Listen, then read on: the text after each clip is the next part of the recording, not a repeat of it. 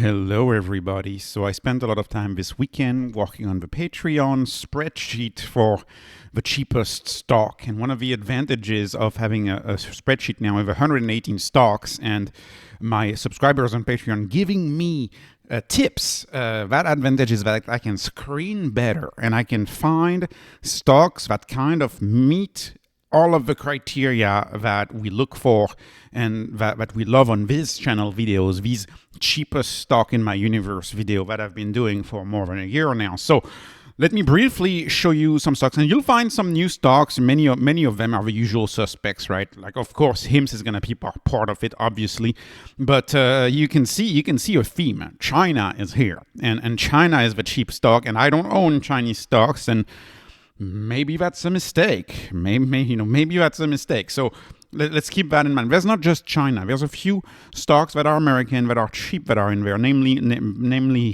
HIMS, Black Sky, and Giga Cloud. These are also very cheap and doing very well. So before I go through a spreadsheet, let me tell you, and LifeMD, how could I forget about LifeMD? LifeMD, of course. Before I go through a spreadsheet, let me tell you why I call these stocks gems, why they have everything I look for. First of all, I use enterprise value in there, which means that all of these valuations have been penalized by the debt, right? You add the debt to the valuation. Stocks with debt look more expensive, and they've been rewarded for the cash. You remove the cash from the valuation, because it's cash, it's money that you're buying when you buy the stock. The money comes with it, right? It's on the balance sheet, so it's unfair to have it in the market cap. EV, I find much better than market cap. So does just about everybody. The reason why we still use market cap is because back in the day, this was hard to calculate. And when they would print sheets in the newspaper, it was just so much easier to put the market cap. You know that even before that, they used to just use the stock price. That's why, for example, the Dow Jones is still using the stock price. Anyways, revenue growth.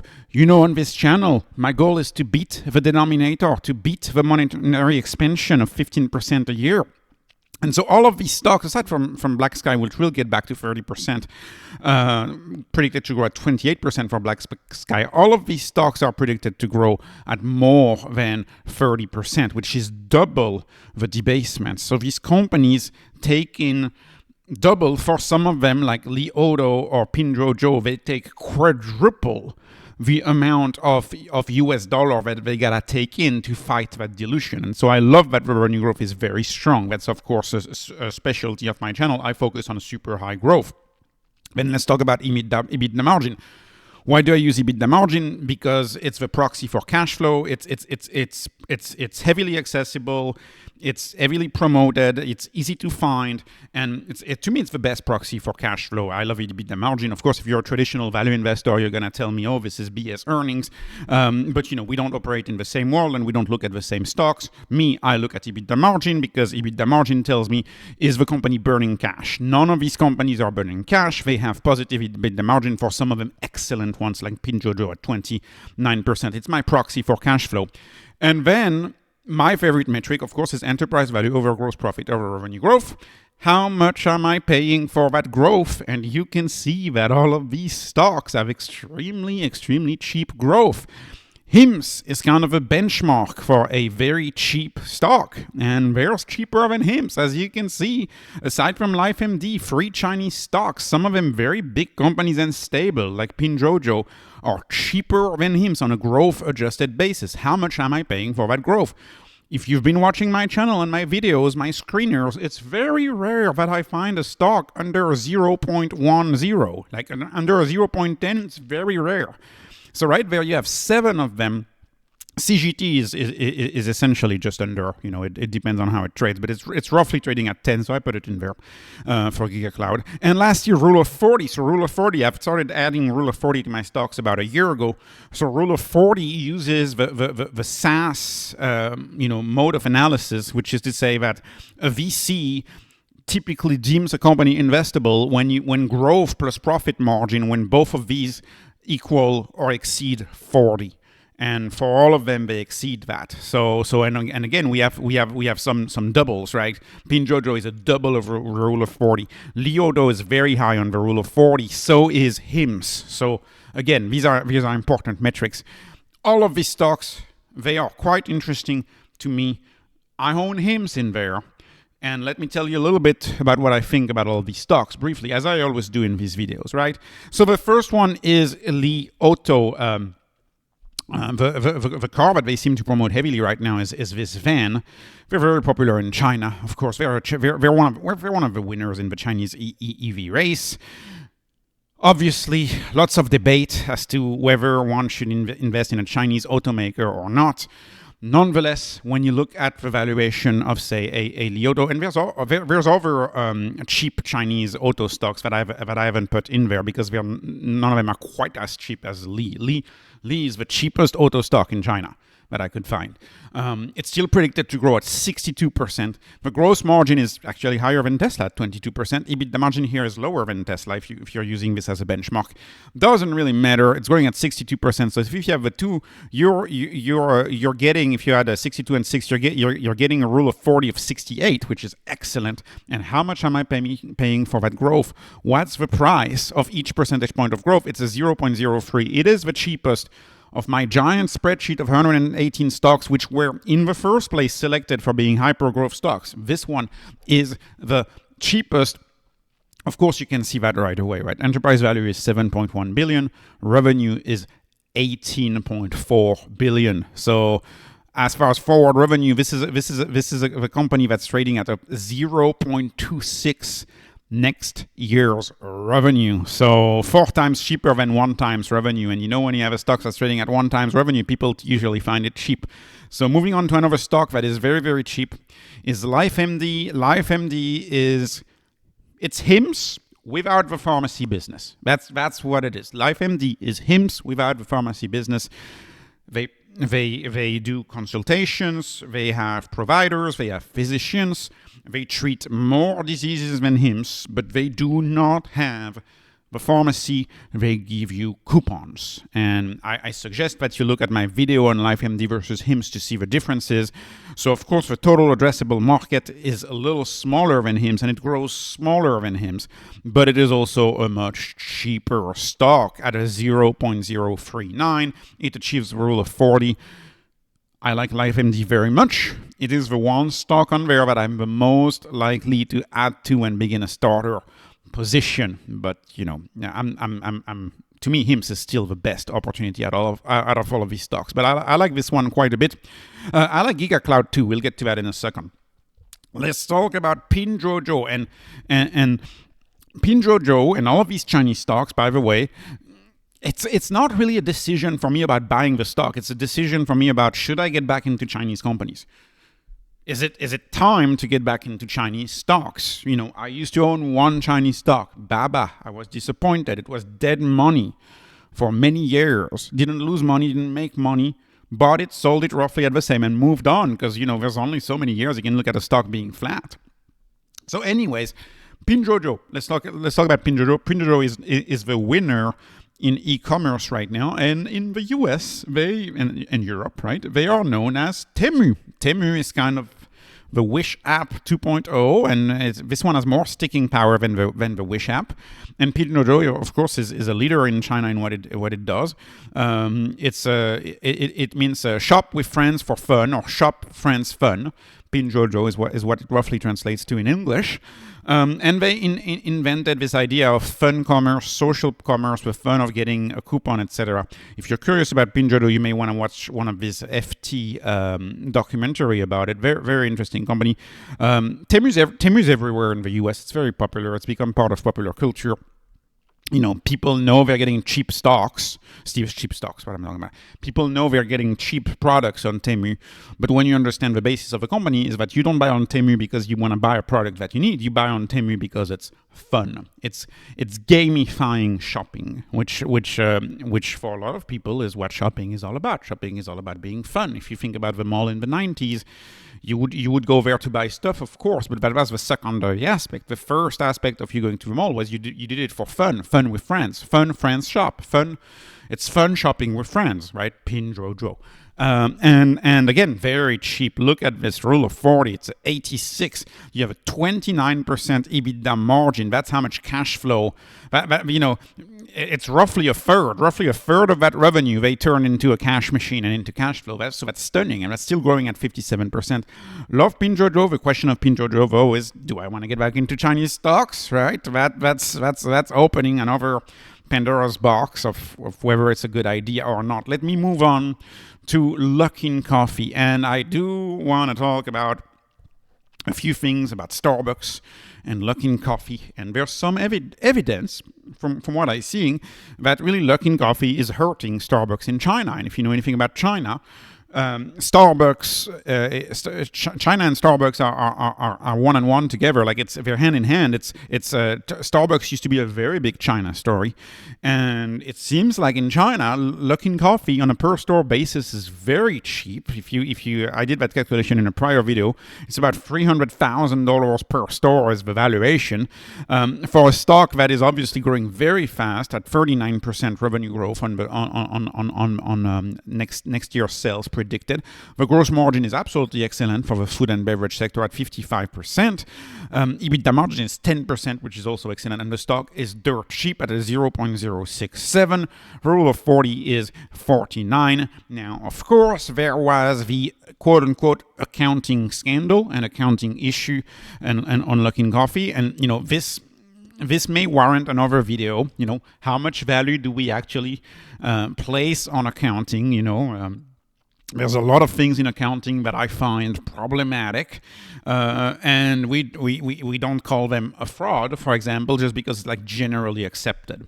Just so when something is generally accepted, it's not considered bad, but if something is not generally accepted, it's considered bad. So I haven't looked much into Luckin Coffee.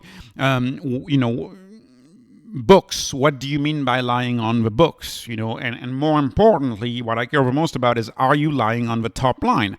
As long as you're not lying on the top line, there's many things that can be debated in accounting. Frankly, it's a blurry science. This is not like engineering, right? Marketing. Is marketing an expense or is marketing an investment, right? I could go on. So I just want to put that caveat out there. And, of course, look at how many insurance companies, look at how many banks would be bankrupt overnight if we changed accounting, and if we change the way we account for example, held for sale, available for sale securities. Right? If you change the way you account for that, many companies could go bankrupt. So, anyways, I just want to point that out. But I know it's an issue for Luckin Coffee. This is something to look into, though. Luckin Coffee is taking a lot of share from Starbucks in China, and also I find. And unfortunately, they only have one store in Singapore. Otherwise, if you want to try that place, you can go to China. That's kind of a problem. You can't really just go in the corner. But I find that their marketing, to me, is very similar to Dutch Brothers in the US. If you look at that and the way they promote it, it's I don't know who copied who, but it looks a lot like a Dutch Brothers. And you can see that, in the era today of TikTok and Instagram, you can see that, Starbucks with its white cups, non-transparent latte cups, they probably don't do as well on social media as, say, a coffee company like a Luckin Coffee, where they have these colorful beverages, etc. Also, Luckin Coffee is significantly cheaper than Starbucks. And obviously, the big advantage of this is that you're selling energy drinks, you're selling coffee. There's a built-in recurring revenue business when you sell something that's based on caffeine and sugar. It's just that's just the wiring of our brains. People keep coming back to it, so that's why it's a good coffee. It's a good coffee. It's a good business model. I'm sure it's good coffee too. But I mostly drink espresso, so I'm not the judge. Like I went to Dutch Brothers. Dutch Brothers I thought was very good, but frankly it tastes more like an ice cream, tastes more like a milkshake. So it really, and flavors depend also on your generation. Like if you're Gen Z, you're probably much more likely to love something like a sugary beverage from a Dutch Brothers, for example. Me, I was raised in France. I moved in the US when I was like 21. So I got raised on espresso. So of course, anyways, it's tastes are different, right? Tastes are different. That's why some of these businesses in the food sector can create some moats. Anyways, enough of this rambling. I wanted to talk about HIMSS. So HIMSS, of course, is a company that I cover a lot on the channel. Do I need to talk any more about HIMSS? HIMSS is the e-doctor plus the e-pharmacy without the insurance. LifeMD, as a reminder, is the e-doctor plus coupons, but you could get those coupons on GoodRx minus insurance. So that's the main distinction. HIMSS is a bigger story than LifeMD, but LifeMD is still a big story because disrupting the doctor is kind of half the story of HIMSS. HIMSS has both doctor and pharmacy. HIMSS is stunning. It's growing faster than LifeMD at a 53%. Gross margin is not as high, but EBITDA margin is a little higher. And the stock is more expensive. The stock is more expensive, but then again, we're dealing with a universe where stocks are dirt cheap. You know, how big of a difference in cheapness is there between like a 0.58 and a 0.071 when most stocks in the S&P 500 are between a 1.5 and a 5. Most stocks in the S&P 500 are between a 1.5 and a 5 on EV over GP over RG. So these are between 15 and 30 and 50 times cheaper than your average S&P 500 growth stock. So it's dirt cheap in my view, in my humble opinion. It's very, very cheap. Rule of 40 for HIMSS is a 64. Again, what's not to love? I love it. Moving on to Black Sky. So Black Sky is a stock I covered on this channel a little bit over a year ago. What do? They are a satellite imaging service for surveillance. So they do some government surveillance, for example, like they help with trafficking. They help a lot of the police agencies with trafficking and to find like illegal agriculture, I'm going to call it, illegal agriculture. They help with that. They also help governments, like, for example, they can scan airports and look at that. And this type of services also tends to be used by Wall Street and to be used by CEOs. You know, a classic example of that is, say, you're Dillard's and you want to know how Macy's is doing. Well, what do? You can order hourly pictures of every single parking lot of every single Macy's in America, and you can have an idea of how much better they're doing compared to you Dillard's, because you also see real-time live how many people are parked on your parking lot. So it's intelligence, it's pictures, it's intelligence for real-world companies, right? Very useful in agriculture, very useful in infrastructure, agriculture, law enforcement, military, obviously. So they got a lot of customers, government customers, etc. The growth is great at 28%. The stock is dirt cheap on EV over GP over RG of a 0.087. So that's super cheap. The rule of 40, they achieve it. Kudos to them for achieving that. And the question is, do you want to be in that business? That's a general question about space and about all of these new satellites that are getting launched.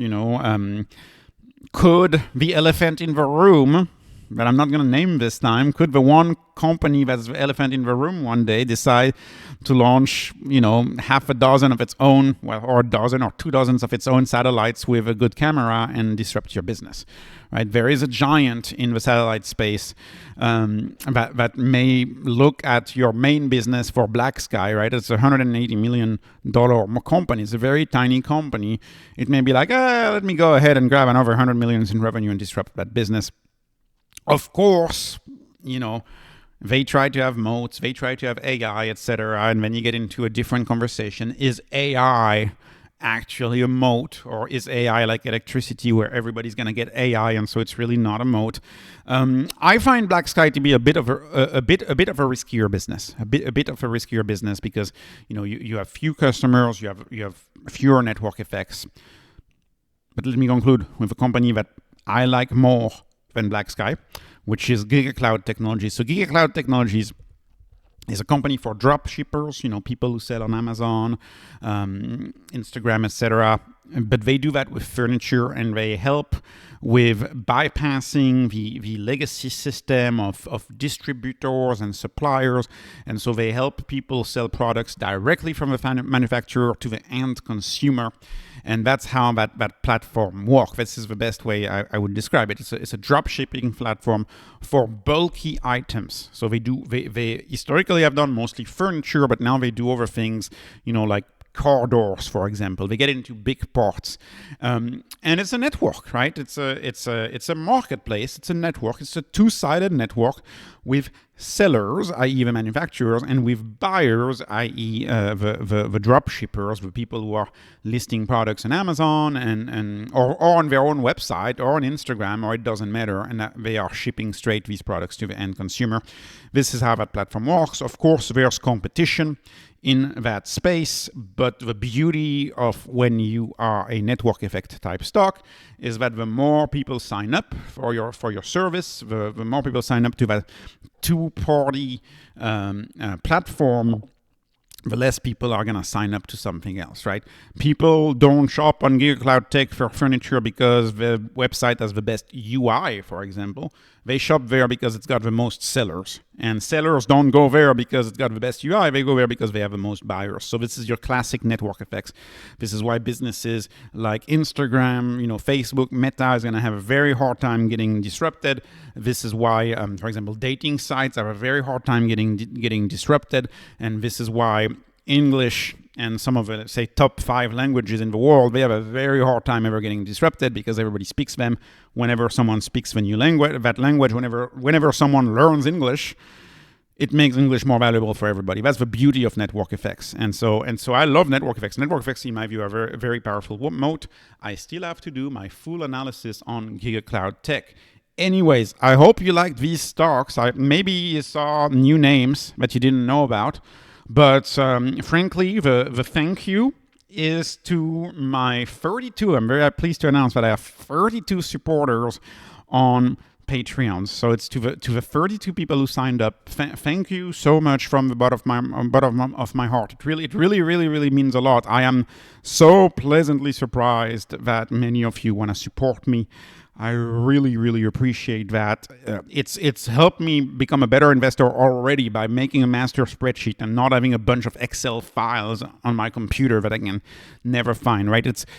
I'm professionalizing this thing, and hopefully 2-3 years from now that I've committed on this channel, hopefully I'll have an even more professional thing to offer. So thank you to all of you who have registered. The Patreon is open. If you're interested, I give everything that I do. I give my spreadsheet. I give my portfolio. I'm going to give my alerts. I'm going to look into doing maybe some lives over there. You're going to have priority, and you still have priority to my replies. I'm going to focus my reply time on the Patreon and on the Discord. That's where I'm going to focus a lot of my discussion time. Because I can't keep up with the comments section, and I get so many comments, and that I can't keep up. And I had communicated that a year ago on the channel. Like when I had 5,000, like that's already 5,000 subscribers is already the spot where you can't keep up with the comment section. So with the comment section, in the early days of this channel, I could keep up. I can't keep up anymore. And also it helps that, on Discord, for example, is people who love the channel already, so I don't have to deal with mean comments, of which there are a few, obviously. I mean, that's the nature of the open internet. You're going to have some people who are not very nice people, and they leave you some mean comments. I don't have to deal with that with a Patreon, which is so nice too. So, it helps you keep your spirits up. Thank you so much for the support for my work. I really appreciate all of you, and it's really you, my Patreon people, who make this content free for everybody who sees it for free on YouTube.